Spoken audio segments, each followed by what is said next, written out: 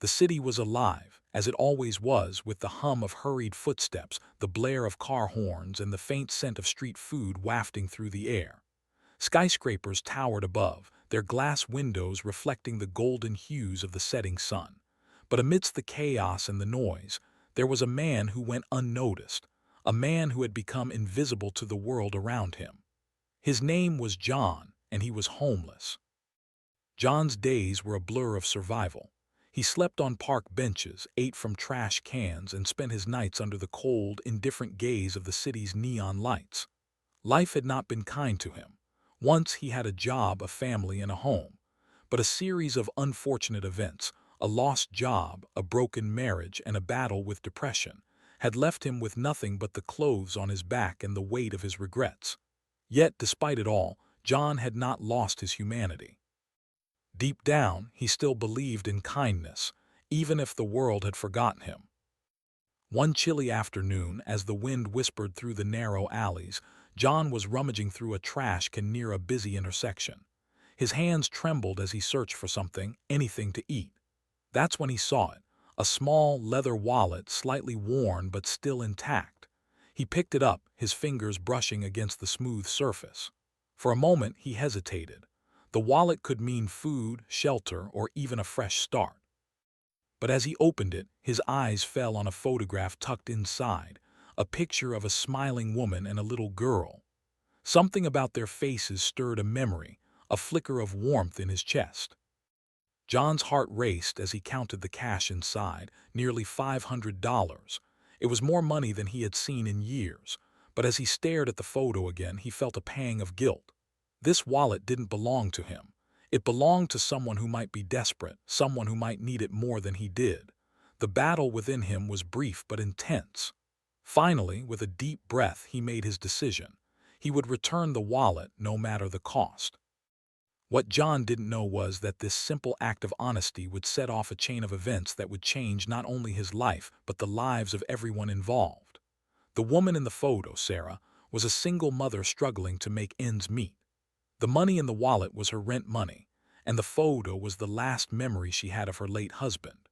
When John approached her that day, he had no idea that his kindness would spark a story so powerful, so moving, that it would leave everyone who heard it in tears. This is the story of how one man's selfless act reminded an entire city of the power of kindness. It's a story of hope, redemption, and the unbreakable bonds of humanity. And it all began with a lost wallet and a homeless man who chose to do the right thing. John had not always been invisible. There was a time when he walked these same streets with purpose, his head held high and his future full of promise.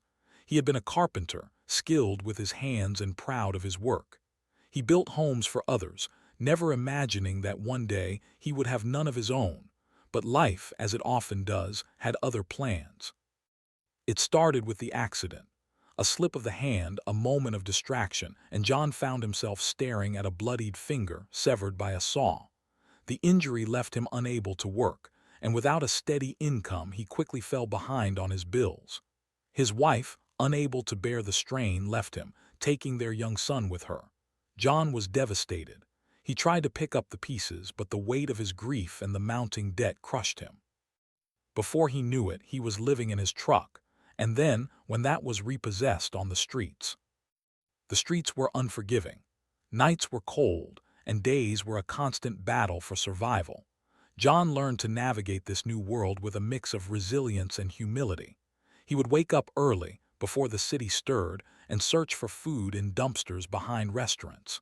He learned which alleys were safe to sleep in and which to avoid. He became a master of blending in, of making himself small so as not to attract attention. But despite his circumstances, John never lost his sense of right and wrong. He still believed in honesty, in kindness, in doing the right thing, even when the world seemed to reward the opposite. John's days followed a predictable rhythm. He would start his mornings at a nearby park where he could wash up in the public restroom. Then he would make his way to the busy intersection, where he would sit with a cardboard sign that read, "Anything helps. God bless." Most people walked past without a second glance, but occasionally someone would drop a few coins or $1 into his cup. Those small acts of kindness kept him going, reminding him that not all humanity was lost. But it wasn't just about survival for John. He had a quiet dignity about him, a sense of pride that refused to be extinguished. He never begged aggressively or caused trouble. He simply existed, hoping for a break, a chance to turn his life around. And though he rarely spoke of it, he dreamed of a day when he could rebuild his life, when he could once again have a roof over his head and a purpose to his days. It was on one of these ordinary days that John's life took an extraordinary turn. He had been searching through a trash can near the intersection, his stomach growling with hunger when he spotted the wallet. At first, he thought it was just another piece of discarded junk. But when he picked it up and felt the weight of it, his heart skipped a beat. He opened it cautiously, his hands trembling and his eyes widened at the sight of the cash inside. For a moment, he allowed himself to imagine what he could do with that money. Buy a warm meal, a new pair of shoes, maybe even a night in a cheap motel. But then he saw the photo. It was a simple snapshot, but it spoke volumes. A woman with kind eyes and a little girl with a bright smile stared back at him. They looked happy, carefree. John felt a lump form in his throat. He didn't know their story, but he knew what it was like to lose everything. He thought of his own son, whom he hadn't seen in years, and felt a pang of guilt. This wallet didn't belong to him. It belonged to someone who might be desperate, someone who might need it more than he did. John stood there for what felt like an eternity, the wallet in his hands, his mind racing. He thought about his own struggles, his own needs. But he also thought about the woman and the little girl in the photo. He thought about what it would mean to them to lose this wallet. And in that moment, he made his decision. He would return it. No matter the cost, no matter the sacrifice, he would do the right thing. Little did John know, this decision would set off a chain of events that would change his life forever. It would remind him, and everyone who heard his story, that even in the darkest of times, kindness can shine through. And sometimes that kindness can change everything. The wallet lay half buried in the trash, its brown leather dulled by dirt and grime. John almost missed it as he sifted through the discarded wrappers and empty cups. His fingers, calloused and rough from years of hard living, brushed against it and he paused. It felt heavy, substantial, not like the usual trash he encountered. Curiosity piqued. He pulled it out and wiped away the dirt with his sleeve. The leather was worn but still intact, the kind of wallet that might belong to someone who valued practicality over luxury. John's heart began to race as he opened it. Inside, he found a stack of cash, crisp bills neatly folded together. His breath caught in his throat. He quickly counted it, nearly $500. For a man who hadn't held more than a few dollars at a time in years, it felt like a fortune. His mind began to whirl with possibilities. He could buy a warm meal, a new jacket, maybe even a night in a cheap motel where he could sleep in a real bed. The thought was almost too much to bear. But as he continued to search the wallet, he found more than just money. There were credit cards, a driver's license, and a small, faded photograph tucked into one of the compartments. The photo showed a woman in her early 30s with kind eyes and a warm smile. Beside her was a little girl, no more than 6 or 7, with pigtails and a gap-toothed grin. They looked happy, carefree. John felt a pang of something he hadn't felt in a long time, guilt. He stared at the photo, his hands trembling. The woman's name, according to the driver's license, was Sarah Miller. The address listed was in a nearby neighborhood, one that John knew well. It wasn't a wealthy area, but it was a far cry from the streets where he now lived.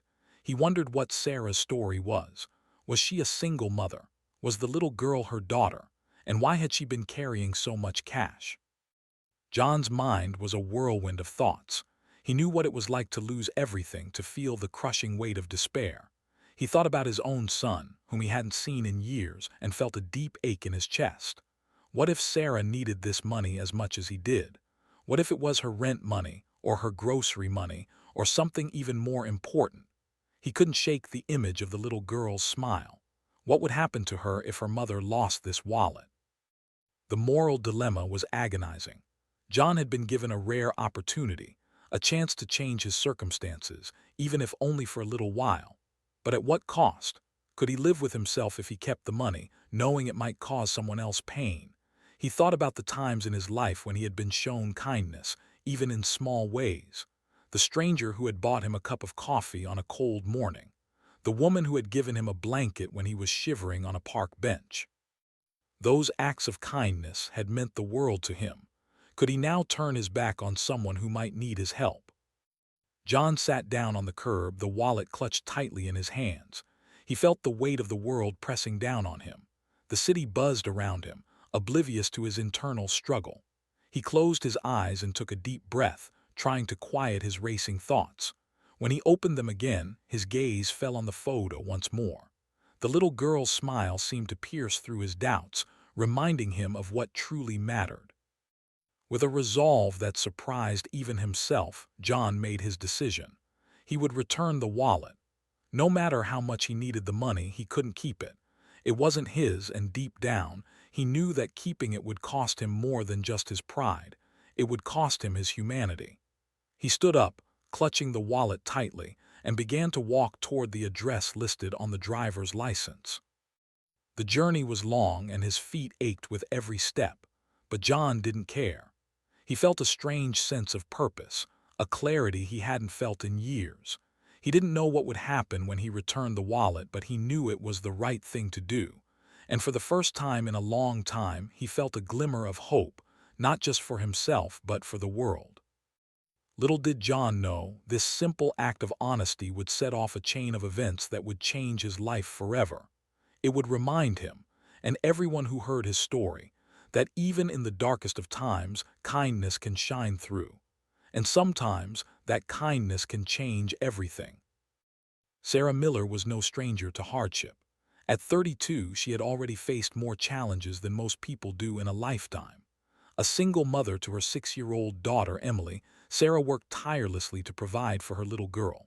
She juggled 2 jobs, one as a waitress at a diner and another as a part-time cashier at a grocery store. Her days were long, her nights were short, and her life was a constant balancing act. But no matter how hard things got, Sarah never complained. For Emily, she would do anything. That morning, like every morning, Sarah had woken up before the sun. She made breakfast for Emily, scrambled eggs and toast, and packed her lunch for school. As she kissed her daughter goodbye and sent her off on the school bus, Sarah felt a familiar pang of guilt. She wished she could spend more time with Emily, but the bills wouldn't pay themselves. Rent was due in a few days, and she was still short. The wallet in her bag held the money she had been saving for weeks, $500 in cash. It was everything she had. Sarah's day started at the diner, where she served coffee and pancakes to the usual crowd of regulars. She smiled and made small talk, but her mind was elsewhere. She couldn't stop thinking about the money in her wallet. If she could just make it through the week, she would be okay. But the thought of something going wrong, of losing the wallet or having it stolen, kept gnawing at her. She checked her bag repeatedly, making sure the wallet was still there. By the time her shift ended, Sarah was exhausted. She hurried to her second job at the grocery store, where she spent the next few hours scanning items and bagging groceries. Her feet ached and her back hurt, but she pushed through the pain. She had to, for Emily. It wasn't until she was on her way home that Sarah realized something was wrong. She had stopped at a park to rest for a moment, sitting on a bench and watching the sun dip below the horizon. When she reached into her bag to check her wallet, her heart sank. It wasn't there. Panic surged through her as she frantically searched through her bag, dumping its contents onto the bench. No wallet. Her breath came in short, shallow gasps as she retraced her steps in her mind. Where had she last seen it? At the diner. The grocery store, the park. Tears welled up in her eyes as the reality of the situation hit her. The money was gone. Her rent money, Emily's safety net. The photo of her late husband, Mark, that she kept in the wallet, gone too. It was the only picture she had left of him, the only tangible memory of the man she had loved and lost. Sarah felt like the world was crumbling around her. She called the diner and the grocery store, but no one had seen her wallet. She walked back to the park, searching every inch of the path she had taken, but it was no use. The wallet was gone, and with it, her hope. Sarah sat on the bench, her head in her hands, and let the tears flow. She didn't know what to do. How would she explain this to Emily? How would they survive? As the sky darkened and the streetlights flickered on, Sarah felt a wave of despair wash over her. She had always prided herself on being strong, on doing whatever it took to provide for her daughter. But this felt like too much. She didn't know how she would recover from this loss. She didn't know if she could. What Sarah didn't know was that, at that very moment, someone was looking for her. Someone who had found her wallet and was determined to return it. Someone who, despite his own struggles, had chosen to do the right thing. That someone was John, and his decision would change both of their lives in ways they could never have imagined. The sun was setting, casting a golden glow over the city as John made his way to the address on the driver's license. His feet ached with every step, but he pressed on, clutching the wallet tightly in his hand. He didn't know what to expect when he reached his destination, but he knew he had to see this through. The photo of Sarah and her daughter played over and over in his mind, urging him forward. When he finally arrived at the small, weathered house on the edge of the neighborhood, he paused. The porch light was on, and through the window he could see the faint glow of a television. He took a deep breath, trying to steady his nerves. This was it. He climbed the steps slowly, his heart pounding in his chest, and knocked on the door. Inside, Sarah was sitting on the couch, her eyes red and swollen from crying. Emily was in her room, oblivious to her mother's distress. When the knock came, Sarah froze. She wasn't expecting anyone, and the last thing she wanted was to face the world. But the knock came again, more insistent this time. Reluctantly, she stood up and walked to the door. When she opened it, she was met with the sight of a man she didn't recognize. He was tall but hunched over, his clothes worn and tattered. His face was lined with the marks of a hard life, but his eyes were kind. In his hand, he held something that made Sarah's breath catch in her throat, her wallet. "Are you Sarah Miller?" John asked, his voice soft and hesitant. Sarah nodded, too stunned to speak. Her eyes darted from the wallet to John's face, trying to make sense of what was happening. "I found this," John said, holding out the wallet. "I think it's yours." Sarah took the wallet with trembling hands, her mind racing. She opened it and saw the cash, the credit cards, and the photo of her and Emily. Relief washed over her, but it was quickly followed by confusion. Why would this man, who clearly had so little, return her wallet? Why hadn't he kept the money for himself? I don't know what to say," Sarah stammered, her voice barely above a whisper. Thank you so much." John shifted uncomfortably, his eyes downcast. "It wasn't mine to keep," he said simply. I thought you might need it." Sarah's eyes filled with tears. She had been so consumed by her own despair that she hadn't stopped to think about the person who had found her wallet. Now, standing in front of her, was a man who had nothing yet had chosen to do the right thing. It was more than she could process. "Please," she said, stepping aside. "Come in. Let me thank you properly."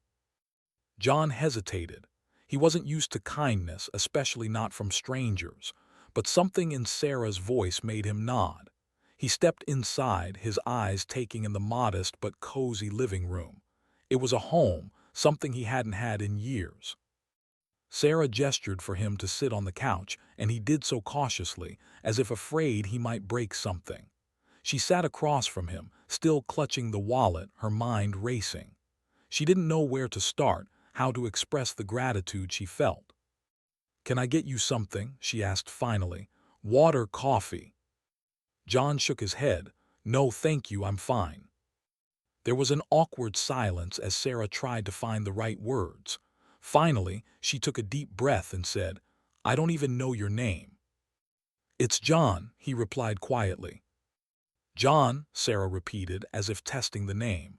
"John, I can't thank you enough. This money, it's everything to me. It's my rent money.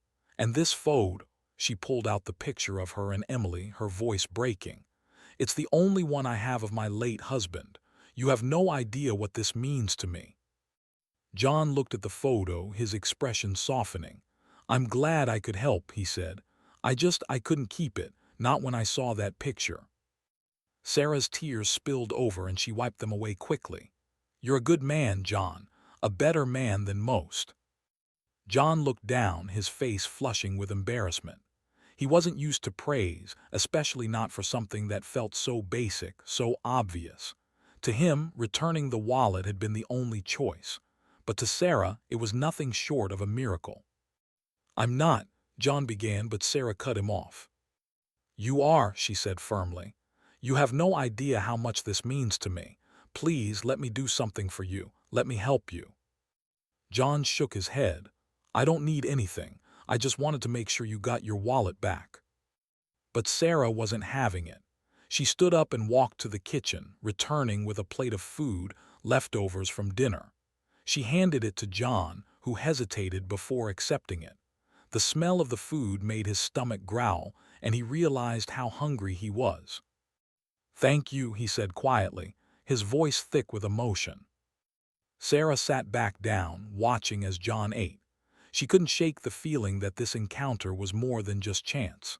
It felt like fate, like the universe had brought them together for a reason. And as she looked at John, she saw not just a homeless man, but a person, a kind, selfless person who had reminded her that there was still good in the world. When John finished eating, he stood up, ready to leave, but Sarah stopped him. "Wait," she said. "Where will you go tonight?" John shrugged. "I'll find somewhere, I always do." Sarah's heart ached at his words. She couldn't let him go back to the streets, not after what he had done for her. "Stay here," she said suddenly, "just for tonight. You can sleep on the couch." John looked at her, stunned. "I could." "Please," Sarah said, her voice firm. "It's the least I can do." John hesitated, but the exhaustion in his eyes betrayed him. Finally, he nodded. "Thank you," he said quietly. As Sarah got him a blanket and pillow, she couldn't help but feel a sense of hope. This man, this stranger, had given her more than just her wallet back. He had given her faith, in humanity, in kindness, in the possibility of a better tomorrow. And as John lay down on the couch, his stomach full and his heart lighter than it had been in years, he felt something he hadn't felt in a long time: peace. For the first time in what felt like forever, he allowed himself to believe that maybe, just maybe, things could get better. The next morning, sunlight streamed through the windows of Sarah's small house, casting a warm glow over the living room. John woke up slowly, disoriented by the unfamiliar surroundings. For a moment he forgot where he was. The soft couch beneath him, the blanket draped over his shoulders. It was a far cry from the cold, hard streets he was used to. Then it all came rushing back: the wallet, Sarah, and the kindness she had shown him. He sat up, rubbing his eyes, and looked around. The house was quiet, but he could hear faint sounds coming from the kitchen. The smell of coffee and toast wafted through the air, making his stomach growl. He stood up, folding the blanket neatly, and made his way to the kitchen. Sarah was standing at the stove, flipping pancakes. She turned when she heard him enter and smiled. "Good morning," she said. "I hope you slept well." John nodded, still feeling a little out of place. "I did, thank you. You didn't have to do all this." Sarah waved him off. "It's the least I can do after what you did for me. Sit down. Breakfast is almost ready." John hesitated, but eventually took a seat at the small kitchen table. Emily bounded into the room a moment later, her pigtails bouncing. She eyed John curiously but didn't say anything, opting instead to climb into her chair and wait for her pancakes. As they ate, Sarah couldn't help but study John. There was a quiet strength about him, a resilience that spoke of years of hardship. She wondered how he had ended up on the streets, what his story was. But she didn't want to pry. Instead, she focused on the present, on the fact that this man had given her back her hope when she had thought all was lost. "John," she said finally, breaking the comfortable silence, "I've been thinking. I want to help you. I don't have much, but I can't just let you go back out there. Not after what you did for me." John looked up, surprised. "You don't have to do that," he said quickly. "You've already done more than enough." Sarah shook her head. "No, I haven't. You gave me back my wallet, my money, my photo. You gave me peace of mind. Let me do something for you in return." John didn't know what to say. He wasn't used to people wanting to help him. For so long, he had been invisible, forgotten by the world.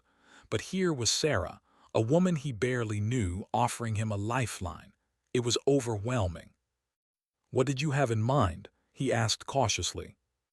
Sarah took a deep breath. "I have a friend who owns a construction company. They're always looking for reliable workers. I could put in a good word for you, and until you get on your feet, you can stay here. We have a spare room." John's eyes widened. He hadn't expected this. A job, a place to stay, it was more than he had dared to hope for, but still he hesitated.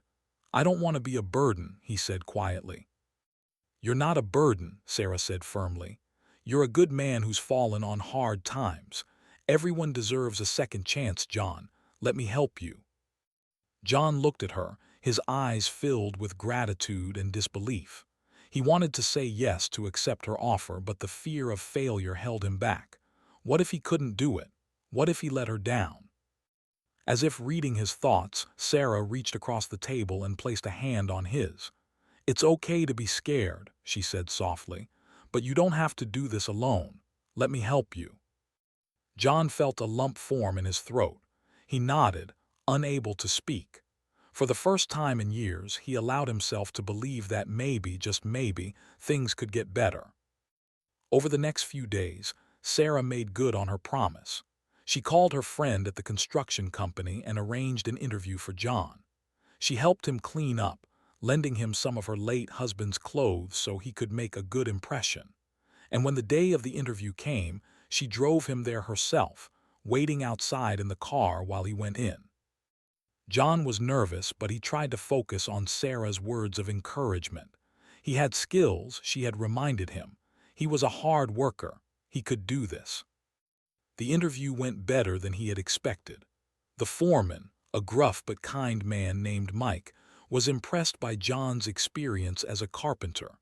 They talked for over an hour, and by the end of it, Mike offered John a job on the spot. When John walked out of the office, a smile on his face, Sarah knew immediately that he had gotten the job. She jumped out of the car and hugged him, her excitement contagious. "I knew you could do it," she said, beaming. John laughed, a genuine, heartfelt laugh that he hadn't felt in years. "Thank you," he said, "for everything." As they drove back to the house, John felt a sense of hope he hadn't felt in a long time. He had a job. He had a place to stay. And he had someone who believed in him. It was more than he had ever dared to dream of. That night, as he lay in the spare room, John thought about how much his life had changed in just a few short days. He thought about Sarah and Emily, about the kindness they had shown him. He thought about the future, about the possibilities that lay ahead. And for the first time in what felt like forever, John allowed himself to believe that maybe, just maybe, he could rebuild his life. Maybe he could find happiness again. And maybe, just maybe, he could be more than just a homeless man. He could be John, a man with a second chance. Word of John's selfless act spread quickly through the small community. It started with Sarah, who couldn't stop talking about the man who had returned her wallet despite his own struggles. She told her coworkers at the diner, her friends at the grocery store, and even the parents at Emily's school. Each time she shared the story, she saw the same look of amazement and admiration in their eyes. It was a story that resonated with people, a reminder that kindness still existed in the world. But it didn't stop there. One of Sarah's coworkers, a regular at the diner who happened to be a local journalist, heard the story and saw its potential. She approached Sarah one afternoon, her notebook in hand. "This is incredible," she said. "Do you think John would be willing to share his story? I'd love to write about it for the local paper." Sarah was hesitant at first. She didn't want to exploit John or make him uncomfortable. But when she asked him, he surprised her by agreeing. "If it can help someone else," he said, "then I'm willing to share." The article was published a week later, and it quickly became the talk of the town. The headline read, "Homeless Man's Act of Kindness Restores Faith in Humanity." The story detailed John's decision to return the wallet, his struggles, and the bond he had formed with Sarah and Emily.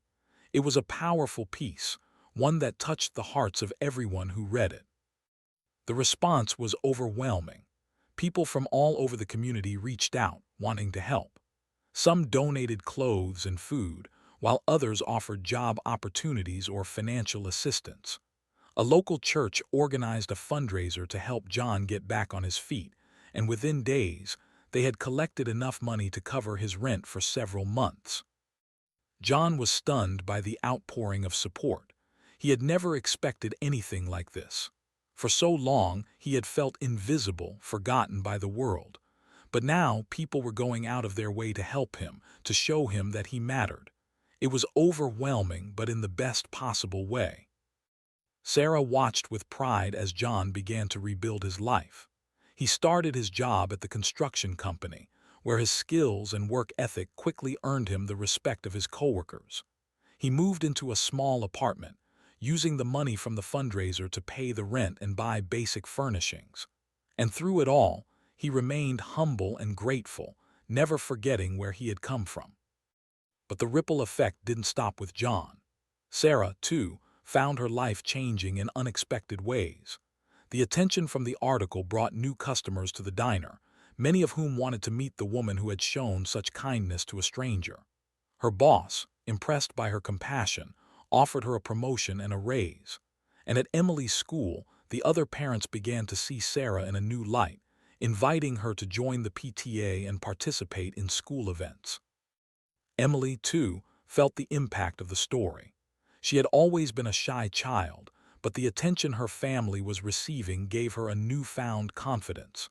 She started to make more friends at school, and her teachers noticed a marked improvement in her participation and enthusiasm. She even wrote a story about John for a class assignment, calling him her hero. As the weeks went by, the story continued to spread, reaching beyond the local community. It was picked up by a regional news outlet, and then by a national one. Soon, John and Sarah were receiving calls from talk shows and news programs, all wanting to share their story with a wider audience. At first, John was hesitant. He wasn't comfortable with the idea of being in the spotlight, but Sarah encouraged him, reminding him of the impact their story could have. "This isn't just about us," she said. "It's about showing people that kindness matters, that one act of goodness can change lives." Reluctantly, John agreed. They appeared on a popular morning show where they shared their story with millions of viewers. The host was moved to tears, and the segment ended with a call to action, encouraging viewers to perform their own acts of kindness. The response was incredible. People from all over the country reached out, sharing their own stories of kindness and generosity. Some sent letters and emails, while others posted on social media, using the hashtag #KindnessMatters. It became a movement, a reminder that even in a world that often felt divided, there was still goodness to be found. For John, the experience was life-changing. He had gone from being a homeless man on the streets to a symbol of hope and kindness. But more than that, he had found a sense of purpose. He began volunteering at a local shelter, sharing his story with others who were struggling and encouraging them to never give up. He even started a small foundation, using the donations he had received to help others in need. Sarah, too, found a new sense of purpose. She became an advocate for kindness and compassion, speaking at events and schools about the power of small acts of goodness. She and John became a team, working together to spread their message and make a difference in the world. As the months passed, the initial buzz around their story began to fade, but the impact remained. John and Sarah's lives had been forever changed, not just by the kindness they had shown each other, but by the ripple effect that kindness had created. They had reminded people that even in the darkest of times, there was still light to be found.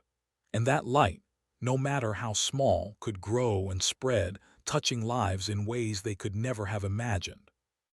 Months had passed since John returned Sarah's wallet, and in that time their lives had become intertwined in ways neither of them could have predicted.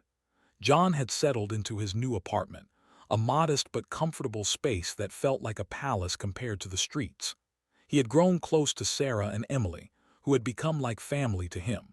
They shared meals, celebrated small victories, and supported each other through challenges.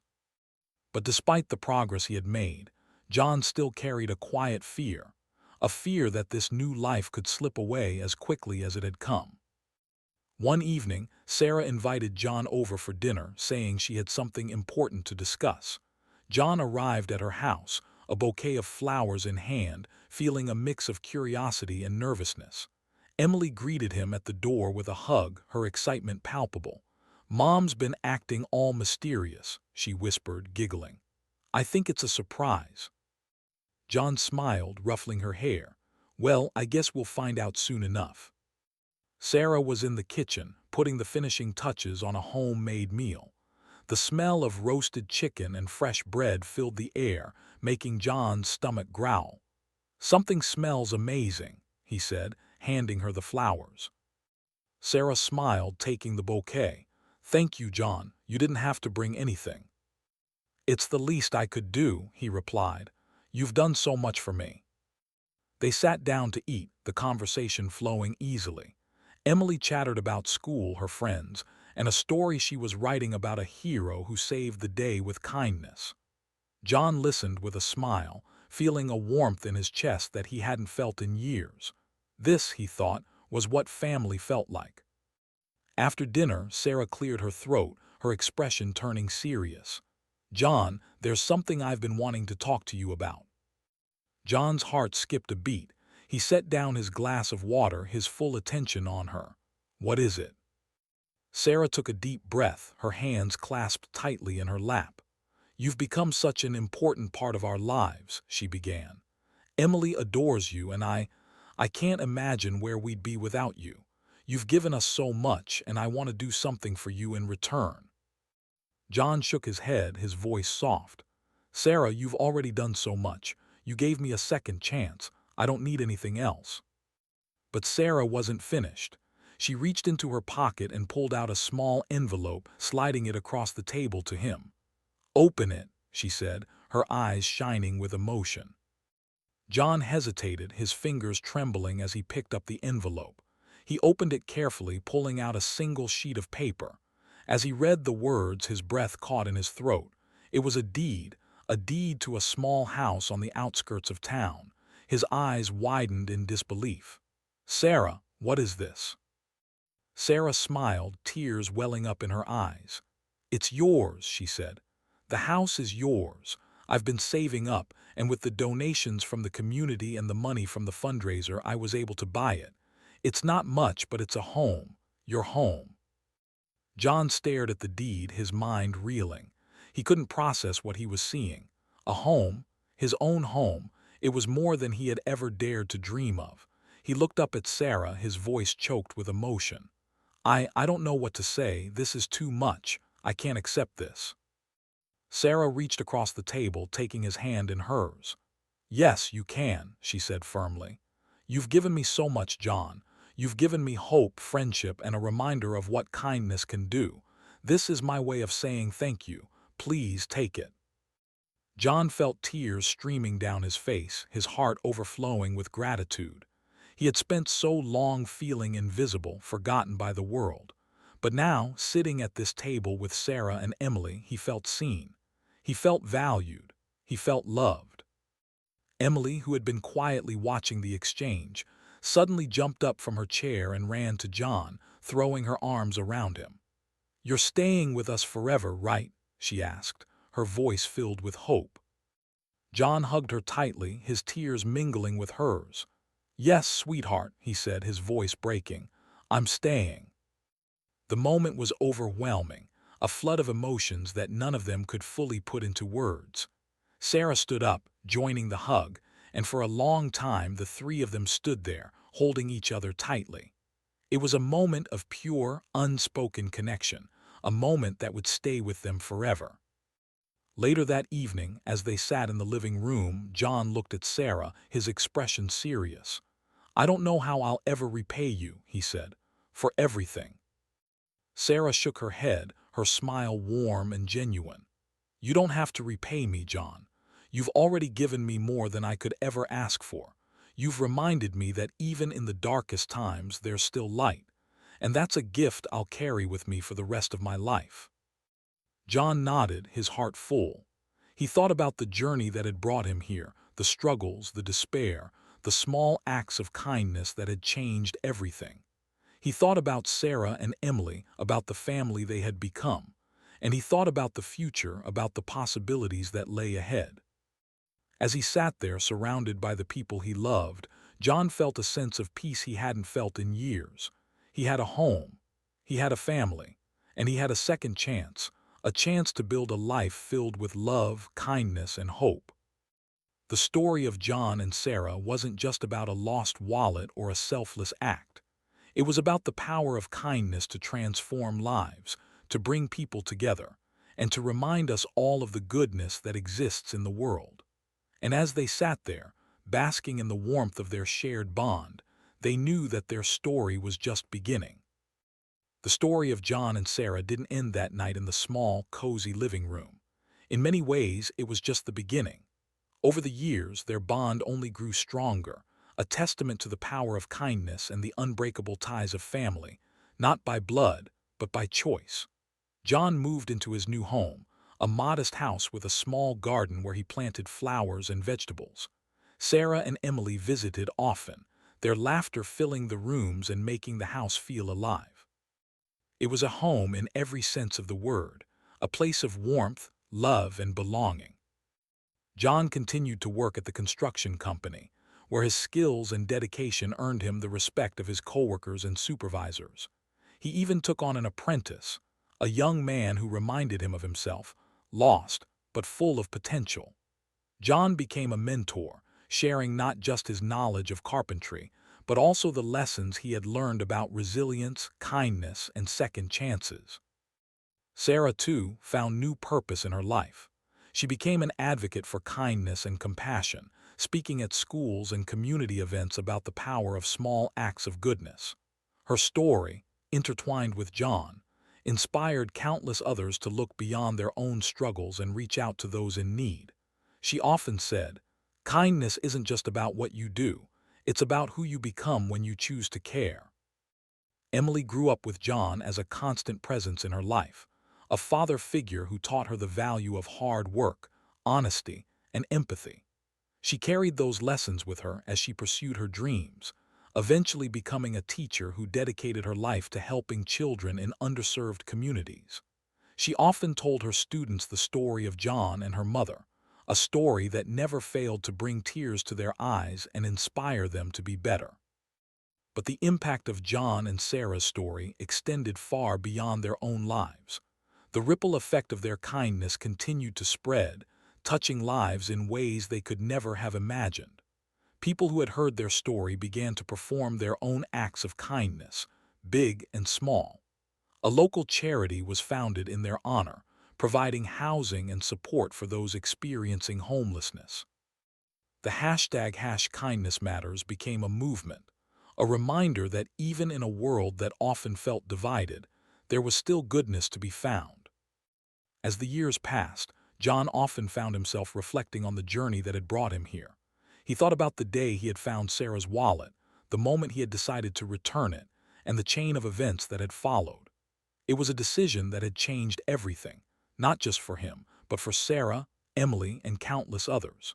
He realized that kindness wasn't just a single act. It was a choice, a way of living that could transform lives and bring light to even the darkest corners of the world. One evening, as John sat on the porch of his home, watching the sun set over the horizon, Sarah joined him. They sat in comfortable silence, the kind that comes from years of friendship and shared experiences. Finally, Sarah spoke. "Do you ever think about how different our lives would be if you hadn't returned that wallet?" John smiled, his eyes crinkling at the corners. "All the time," he said, "but I also think about how lucky I am that I did. It wasn't just about the wallet, Sarah. It was about choosing to believe in something bigger than myself. It was about choosing kindness." Sarah nodded, her eyes filled with warmth. And that choice changed everything, not just for us but for so many others. It's a reminder that even the smallest act of kindness can have a ripple effect, touching lives in ways we can't even imagine. John looked at her, his heart full. "You changed my life, Sarah. You and Emily. You gave me a second chance, a home, a family. I'll never be able to thank you enough." Sarah reached over, taking his hand in hers. "You don't have to thank me, John. You've given me just as much. You've reminded me that no matter how hard life gets, there's always hope. There's always kindness." As they sat there, hand in hand, watching the sun dip below the horizon, they knew that their story was far from over. It was a story that would continue to inspire, to remind people of the power of kindness, and to show that even in the darkest of times, there is always light. And so, the story of John and Sarah became more than just a tale of a lost wallet and a selfless act. It became a testament to the enduring power of kindness, a reminder that even the smallest gestures can change lives. It was a story of hope, of second chances, and of the unbreakable bonds that connect us all. As the stars began to twinkle in the night sky, John and Sarah sat in silence, their hearts full. They had come so far, and yet they knew that their journey was just beginning. For as long as they lived, they would continue to choose kindness, to spread light, and to remind the world that even in the darkest of times, there is always hope. And in that quiet moment, under the vast, starry sky, they knew that they had found something truly precious, a love born not of blood but of kindness, and a bond that would last a lifetime.